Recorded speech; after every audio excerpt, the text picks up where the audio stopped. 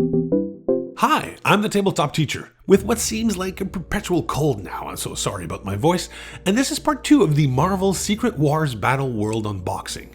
If you haven't seen part 1, you can view it by clicking right here. Without further ado, let's jump into those 5 remaining boosters from the brick the great folks at WizKids sent me for us to preview. So, in booster number 6, we get, I'm very glad to catch super rare Witch Queen LeFay, along with a common Gunslinger, Thor, an Outrider, and uncommon Alex Wilder. One of the players at La Boutique Tabletop pulled Witch Queen LeFay at the pre-release event, and she is something. She has traded leadership and perplex, but if she targets another character than herself with perplex, she can modify a combat value other than damage by +2 if that character shares a Battleworld keyword with her. That would be Weird World in her case. Or by -2 if that character has a different Battleworld keyword.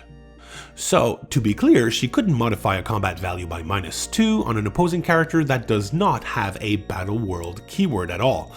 There needs to be a different Battleworld keyword. Opposing characters' combat values, except range, can't be modified when attacking or being attacked by her. That's a crazy good trait.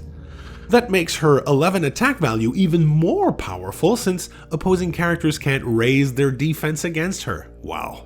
And if you play her at 150 points, she flies and can use all standard speed powers apart from Earthbound Neutralized and Stealth. That still leaves a lot of interesting options to choose from, but with Pulse Wave on those first 2 clicks, Running Shot will be especially useful.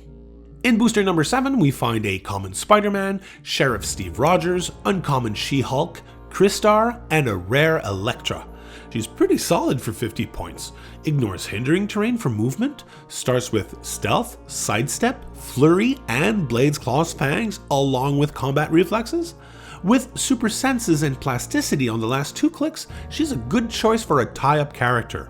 Plus, with her showdown trait, she has a 1 in 3 chance of being able to attack every turn, because you might be able to remove a token after a successful attack on all her targets. Having her tie up a range attacker while in hindering terrain will be very useful indeed. In the 8th booster, we get a common Captain America with another Outrider, cool, these little buggers can really mess up your opponent's use of Outwit, Perplex, and Prob, a Crystal Warrior, uncommon Spider Island version of Iron Man, and Doc Ock. This one is very interesting for 50 points, if a little fragile though. He has the same showdown trait Elektra had in the last booster, plus a 6-shooter special damage power that's pretty similar to Hulk's 6 arms to smash power. As long as Doc Ock lands his attacks with an attack roll of 6 or less, he can use Ranged Combat Expert again and again. It's unlikely to happen very often, but that's where a character like Star Trek's Trelane could be super interesting. In the 9th booster, we find a common Iron Man, a Thanos duplicate, a Magma Man, uncommon Captain America, and these have shifting focus by the way, and a rare Iron Goblin. This character will be brutal in a battle royale. Ignoring characters for targeting is always a big thing, but his slow descent into madness trait is where things get really interesting. You roll a die at the beginning of your turn and one of 3 things happen. He either gets Battle Fury and a +2 to attack, which is not bad, or Perplex and Prob, very good, or Outwit with a +1 boost to all his combat values, which are very decent to start with. His Charge, Blades, Exploit, Weakness, Steel Energy combo on that last click with a 12 attack is pretty awesome too, if you manage to land on that click. And in the last booster of this brick, we get a common Thoris, Worldbreaker, love this guy at 50 points, uncommon Ultimate Thor, Stick, and a rare Chase Stein. This is a fantastic 35-point taxi in a Runaways themed team. He can leap, climb, and carry up to 6 Runaways characters, even if they fly.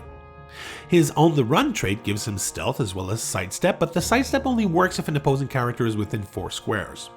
On the first 3 clicks, Chase Stein can ignore hindering terrain for targeting purposes as well as use Energy Explosion, but he can also be given a power action to lend an adjacent friendly character his X-ray goggles and give that character improved targeting through hindering terrain this turn. Now, if a stealthy opposing character is impervious and Chase Stein is adjacent to one of your strong range attackers with penetrating Psychic Blast, these goggles are going to be very handy. Well, that's it for this brick of Marvel's Secret Wars Battleworld. It was a good brick, a pretty standard rarity distribution, and I'm really happy with these pulls. We got all the commons apart from the Prime. We're missing 2 uncommons and the Prime uncommon. We pulled 7 out of the 17 rares, and we did get the Prime Captain Marvel Vampire, wonderful. 3 super rares and no chase, it happens. This is what the boosters look like in this brick. This set is very nice, full of characters from storylines I now want to explore. What do you think? Share your thoughts in the comments below. Make sure to like this video, subscribe to the Tabletop Teacher, and as always, thanks for unboxing with me.